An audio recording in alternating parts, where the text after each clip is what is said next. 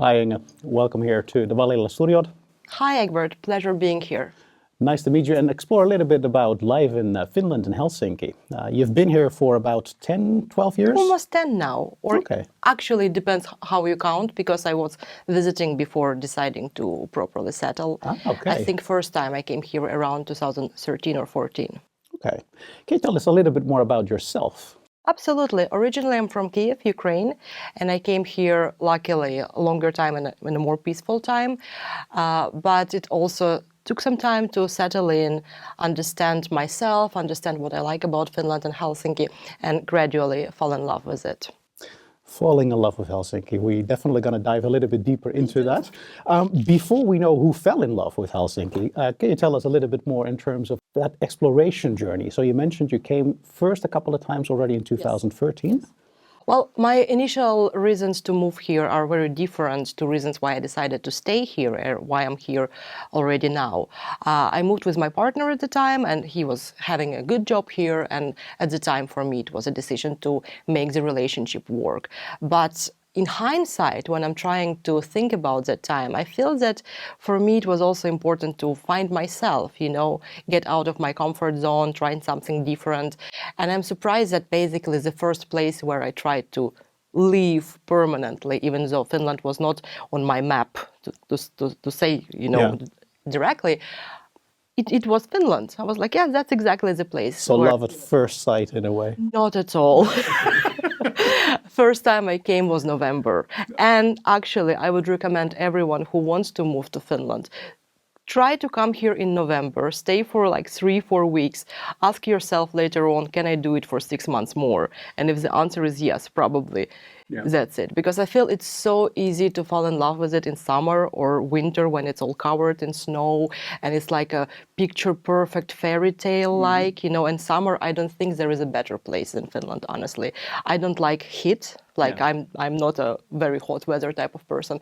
And for me, it's like, it's warm, it's nice, it's green, it's blooming, it's fantastic. But do come in November. And I did come in November, and we came directly from France. So that was quite a big nice contrast in a way, because, November in France, it's still warm.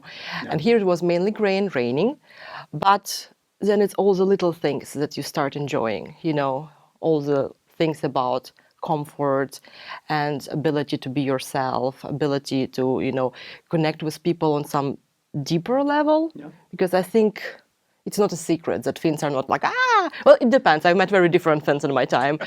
But genuinely, when you start building and forging those friendships, those will be the deepest friendship you can find. So I'm very grateful for that. Can you tell us a little bit more in terms of your study background? So you mentioned you came here already when you were already an adult. You already finished university or okay?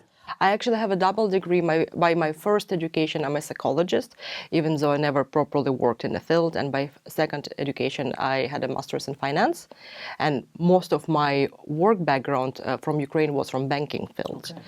And I feel that we are coming to this like slightly, red zone when it comes to talking all the things related to internationals. Like, if Finland is so great, what isn't that great? And usually it's a matter of employment, right? Okay. Because we know that finding a job in Finland is hard, has been hard, and also no matter where you go in the world, finding yourself professionally in a new country is never easy. There's a whole startup journey again. Oh yeah, absolutely. How did that journey go for you? Well, on the one hand, of course, I came a bit in a privileged position because I had room to breathe and I had a room to figure out what do I want to do for myself. And I'm talking about it these days, in a very corny, beautiful way, but at the time it didn't feel like it. At the time I felt like, oh my God, anxiety, I need to immediately find a job and do everything as what an adult should do. Like, I can't be sitting idly or like applying for jobs and not getting any answers. Like, what is that? Never happened to me in my life. You know what I mean? That felt very stressful. And luckily, even though I was like working hard on trying to do what I was usually doing, I was still able to think, is there anything different I can do? Is there any other realm that can be more welcoming to people like me. Yeah. And again, I think I spoke already about meeting people and how important it the is, and connections different meetups and events and mingles. And I was very lucky because at the time there was an English Speaking Association of Finland.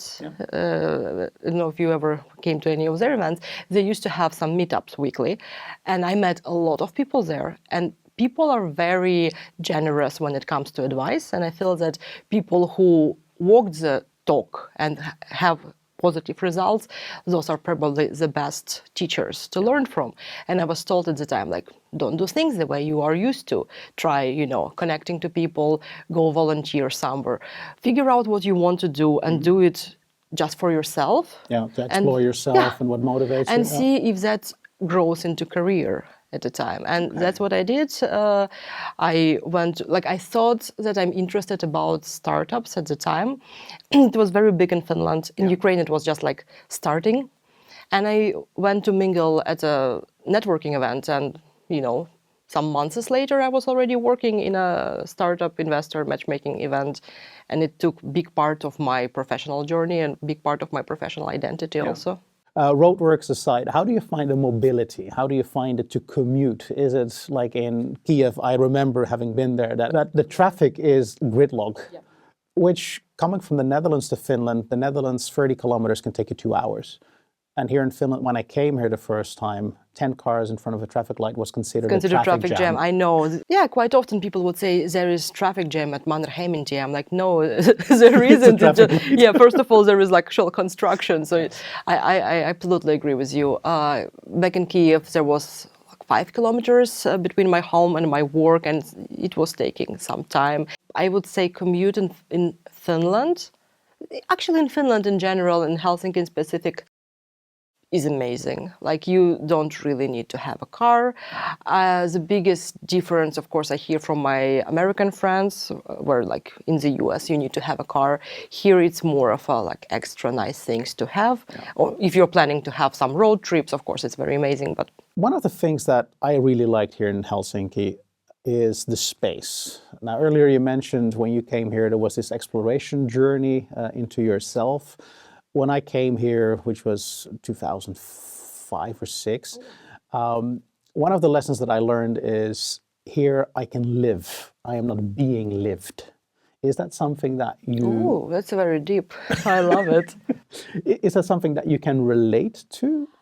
I think so. There is this very deep feeling of freedom, right? It's like you can be, as I said, you can be who you are. And even like, I don't know if you meant physical space, but like both. Like I don't know if it's true or if it's in my head, but every time I arrive to Helsinki airport and I get out of the plane, I'm like, whew, I can breathe. Yeah. I don't know, like maybe it's something like very psychological. I recognize that. Or when we're flying on top of like Vantaa in Helsinki and I look from the illuminator and you see all those like little islands in the sea and lakes and I'm like, oh, home. There is something about that archipelago which is magic. It is. And I get it, like probably Finland is not for everyone because nothing is for everyone, right? But I feel if you do like this inner feeling of peace and harmony in a way with yourself, with nature, because the way nature is being treated here is fantastic. I used to live next to Keskuspuisto for a very long time, which is like a big park. Yeah, the Central Park in a way. Central Park, but for me, I call it forest. Like where I came from, we call that forest. So, that's one of those wonderful, beautiful things. And it's like, it's well maintained, but it's still very free to be as it is. Working with these international entrepreneurs that you did and one of the founders, what would you say are particular Finnish work habits that as internationals we might need to get accustomed to? Since I'm coming from Ukraine, I would say our work cultures are somehow similar. For instance, you have to be on time. Like if the meeting starts at this time, like you need to be punctual. And in Ukraine, we also get to take responsibility over the field that, is ours. Expertise domain. Like, showing initiative and like if it's mine, I'm going to put everything into it. The biggest difference I've noticed, first, very low hierarchy. In Ukraine, we have a bit more of that. And I'm referring to Ukraine because this is like the only working benchmark in a way, environment I've been in before. And of course, like you can talk to a lot of people, lot of founders or experts from different countries, different fields, but it's not the same as, having the The experience. actual experience itself, yeah. Yes. So hierarchy is a bit lower. You can say like, hey, how are you, coming to your CEO, and it's totally fine. And that's something that I absolutely love. Yeah. It took me some time to get used to it.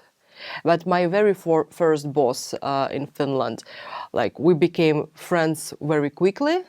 But before we became friends, it took me like, oh, so I can actually just come and say, hey, can I have a meeting with you? So I was like, what? Like also a person who, opened my eyes in many things. The first person who asked, what are you dreaming of, Inga? Okay. I'm like, sorry, what? Like, it's like, yeah, what are your professional dreams? What do you want to, change in this world? And I'm like, whoa. And I think those are the questions you can ask yourself. Yeah. When you are moving to a new country, for instance, regardless of what the country is, or also in Finland. I must make a disclaimer, though, that my experience is very subjective. Because I used to work in a lot of international organizations, and I also put an effort to meet new people, which is important. Because I feel that people is something that will help you move on at the end of the day. You need to get to network. Definitely. Like, I know that we're using the word networking so often that it almost like being overused and maybe slowly turns into some kind of slur. So I would, can we say like friendship building, friendship building, connecting to people. Yeah. We go to the Nokia slogan, connecting people. Well, very true, isn't it? It started like a Finnish company. Something was in there from the very beginning. I can imagine that some people may have very different experiences also coming to Finland, and depends where they are, what their industry of work is, and what their professional path. But here I am to share my story and my experience. Maybe somebody can relate to it, but probably not everyone will. And I think some of the things that you highlighted, this ability to become comfortable, if you're not yet comfortable with yourself, because that's a journey for many people, but when you are comfortable with yourself, Helsinki has a lot of this space to offer. Very true. And you don't need to be a millionaire, basically. Absolutely. And also another thing that I like about Finland, it's not that you don't need to be a millionaire. It's not very, valued even in society, richest people not going to show that in a way. And this type of simplicity is something that is very close to my values, to my core, something that resonates a lot. Do you think that has something to do with this? Because there's always this slogan, Finland, the happiest place on the planet Earth. And then you mentioned earlier, well, come here in November. Exactly. Well, I'm going to say something maybe unpopular, and please forgive me for what I'm going to say. Yes, hopefully it will be cut out. I do believe that the whole happiest country in the world's rating was maybe one of big disservices, both for Finland and for people who come here, because that's a very high promise, you know what I mean? And of course, like, when we start to learn what this index or what this rating is actually about. What does it actually measure? Yeah, but like then name it. Like, you know what I mean? Because when you say this is the happiest place in the world, who wouldn't want to come it? But then every single person in this world have their own perception what the happiest place is. And at the end of the day, the term itself is a utopia, right? It cannot exist because it cannot. So, to me, it is the happiest country in the world, you know what I mean? But it takes time to understand what do you want, and not everything is for everyone.